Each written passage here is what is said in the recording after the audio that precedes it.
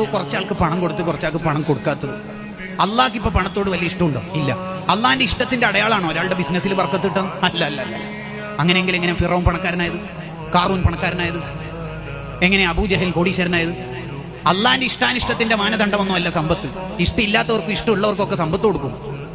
പാവപ്പെട്ട നബിമാരില്ലേ? ഉണ്ട്. തിന്നാനില്ലാത്തത് കൊണ്ട് വഫാത്തായ നബിമാരില്ലേ? ഉണ്ട്. പണക്കാരായ നബിമാരില്ലേ? ഉണ്ടല്ലോ. സുലൈമാൻ നബി അലൈഹി സ്വലാമില്ലേ? കോടീശ്വരന്മാരായ സ്വഹാബത്തില്ലേ? ഉണ്ട്. ദാരിദ്ര്യത്തിന്റെ തീച്ചുളയിൽ ജീവിച്ച സ്വഹാബത്തില്ലേ? ഉണ്ട്. അപ്പൊ പണം അള്ളാഹുവിന്റെ ഇഷ്ടാനിഷ്ടത്തിന്റെ മാനദണ്ഡം അല്ലേ? അല്ല. പിന്നെന്തിനാ അള്ളാഹു ഇങ്ങനെ സംവിധാനിച്ചത്?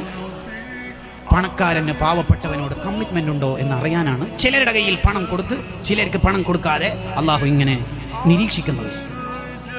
ലിയബ്ലുവക്കും അയ്യുക്കും അഹ്സനു അമലാ. എങ്ങനെയുണ്ട് നിന്റെ പണം കയ്യിലെത്തുമ്പോൾ നിന്റെ മനസ്സും നിന്റെ ജീവിതവും എന്ന് നോക്കാനാണ്. അതിനാ അള്ളാഹു സംവിധാനിച്ചത്. സത്യത്തിൽ നമ്മുടെ ഒക്കെ കയ്യിലുള്ള പണം നമ്മുടെ പണമാണെങ്കിൽ നമ്മൾ മരിച്ചു കഴിഞ്ഞിട്ട് പിന്നെ ആരോ ഒരു കറാമത്ത് മൊഴിജിതത്ത് കൊണ്ട് നമ്മൾ വീണ്ടും എഴുന്നേൽപ്പിച്ചു. ഈ മരിച്ചതിന് ശേഷം അനന്തര സ്വത്ത് ഓഹരി വെച്ച പണം നമ്മുടെ മിൽക്കിലേക്ക്, അധികാരത്തിലേക്ക് തിരിച്ചു വരുമോ ഇല്ലയോ? ഇല്ല. അപ്പൊ മനസ്സിലായി നമ്മളല്ല പോയി. ഇത്രയേ ഉള്ളൂ. ഉപ്പ 25 കൊല്ലമായി കെട്ടിവെച്ചിരിക്കുന്ന വാച്ചാണ്. നമ്മളെല്ലാം ഉപ്പാന്റെ ഊരിയെടുത്തു. ഇനി കബറിലേക്ക് പോകുമ്പോൾ വെറും 3 കഷ്ണം തുണികളല്ലേ ഉള്ളൂ. ആ വാച്ച് ഉപ്പാന്റെ കയ്യിൽ തന്നെ കിടക്കട്ടെ എന്ന് ഏതെങ്കിലും ഒരാൾ പറയോ? ഇല്ല. അവസാനമുള്ള വാച്ചും ഊരിയെടുത്തു. ഉമ്മാമാന്റെ ചെവിയിൽ മുഴുവൻ സ്വർണ്ണം. ചില നാട്ടിൽ അതിനെ അലിക്കത്ത് എന്നൊക്കെ പറയും. ഓൾറെഡി കാത് കുത്തിയതിന്റെ പുറമെ ഇവിടെ എല്ലാം സ്വർണം. അത് മുഴുവൻ ഊരി 98 വയസ്സുള്ള ആയിഷ ഹജ്ജുമ്മയുടെ ചെവി താണ് വന്നിട്ടുണ്ട്. ഒരു ചെറിയ തരി പൊന്നേനി ബാക്കിയുള്ളൂ. അത് ഊരിയെടുക്കാൻ കഴിയുന്നില്ല. വിദഗ്ധന്മാരായ ജ്വല്ലറിക്കാരെ കൊണ്ടുവന്നു. അവർ കണ്ടിട്ട് പറഞ്ഞു, ഇതെടുക്കുമ്പോൾ മുറിവേൽക്കാൻ സാധ്യതയുണ്ട്.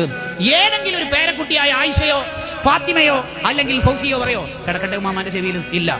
അവസാനത്തെ തരി വരെ പൊരിച്ചെടുത്ത് കൊണ്ടുപോയിട്ടല്ലാതെ ഖബറിലേക്ക് നീക്കൂല. പിന്നെ എന്തിനാ ചങ്ങായിമാരെ ഈ പിശുക്കൊക്കെ? ആർക്ക് വേണ്ടിയിട്ടാ ഈ പിശുക്ക് കാണിക്കണത്? അതാ അഹ്മദ് ബിൻ ഹംബൽ റളിയല്ലാഹു അൻഹു ചോദിച്ചത്, അല്ല പകരം തരും എന്ന് പറഞ്ഞിട്ടും നീ പിശുക്ക് കാണിക്കുകയാണെങ്കിൽ നിന്നോട് എന്താ പറയേണ്ടത്?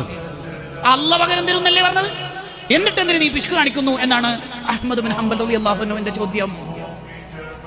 ഇതൊരു അർത്ഥവത്തായ ചോദ്യമാണ്. നിങ്ങൾ ആലോചിച്ചു. കുറച്ച് ടൈറ്റ് ആണ് ബിസിനസ്, കുറച്ച് ഡള്ളാണ്. അങ്ങനല്ല. അങ്ങനെ ആ പരിപാടിയൊന്നുമില്ല. വന്നവർക്ക് മുഴുവനും കൊടുക്കുക. കഫം പുടക്ക് കീശയില്ലാലോ, ഒന്നും കൊണ്ടുപോകാൻ കഴിയില്ലല്ലോ. വലിയ ഫോൺ പോയിട്ട് ചെറിയ ഫോൺ വരെ കൊണ്ടുപോകാൻ കഴിയില്ല. എന്തിനാ ഈ കെട്ടിപ്പൂട്ടി വെക്കുന്നത്?